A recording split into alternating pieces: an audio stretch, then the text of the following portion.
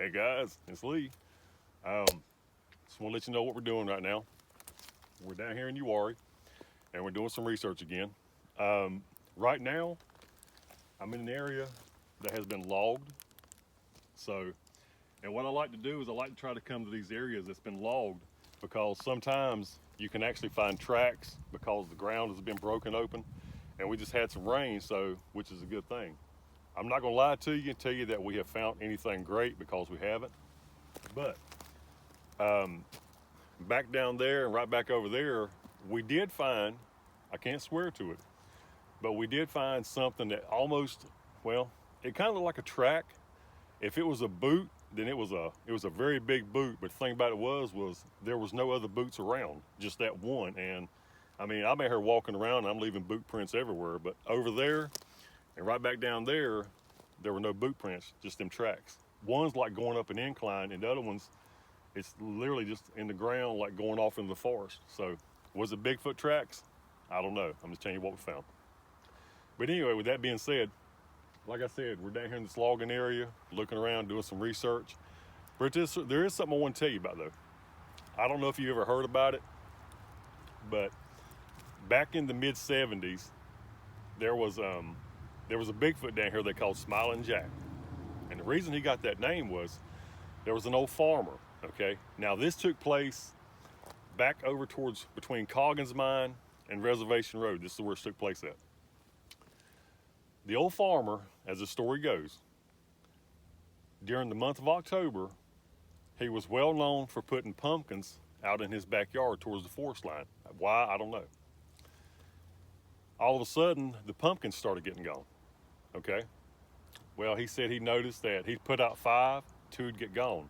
He'd put out 3, 1 would get gone.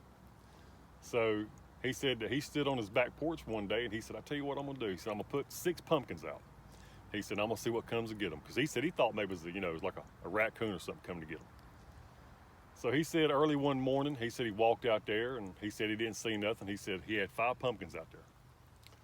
Said he went back in the house. Said he came back out about 30 minutes later. He said there was only 4 pumpkins. Something had come and took one of them pumpkins while he was gone. Now, said he stood there and he scratched his head and he thought, "Now, wait a minute, I've only been in the house like 15 minutes and I come out and one of the pumpkins are gone."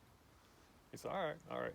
So he said he went back out in his barn, got another pumpkin, stuck it out there again. Said the rest of the day went by and the rest of the night, nothing touched him, nothing at all. He said then the very next morning, said he went out to his field and said he was walking around, just looking around, and said he got about probably 40 to 50 feet from where the pumpkins were at. Said he went to turn or head back towards his house, and he said all of a sudden, he said he heard some movement from behind him. He said he turned around, and he said, and there stood an upright creature at the edge of the wood line. Okay. Said the creature just stood there looking at him. Said didn't make no movements or nothing, just stood there. He said he just stood there. Said he had his weapon with him. He said all of a sudden, he said the creature took a few steps out of the wood line, bent down and picked up one of the pumpkins. And said, but when the creature picked up the pumpkin, said it looked at him and it smiled at him. That's right. Said the creature smiled. Said the creature had like kind of teeth like us, except not exactly straight. He said they were kind of crooked, some of them kind of jagged looking, but like you've been eating ball bearings, just messes grill all up. So, but anyway, he said when that creature stood there and smiled at him, he said he thought to himself, I'm gonna call him Smiling Jack. So for every year after that, during the month of October, until that old man died, he would put pumpkins out there at the edge of the forest for that creature. And just like clockwork, that creature would come out there and take anywhere from 1 to 3 pumpkins within the month of October. And that is how he got the name Smiling Jack. So, now, is that true? I don't know. It's just something I've heard.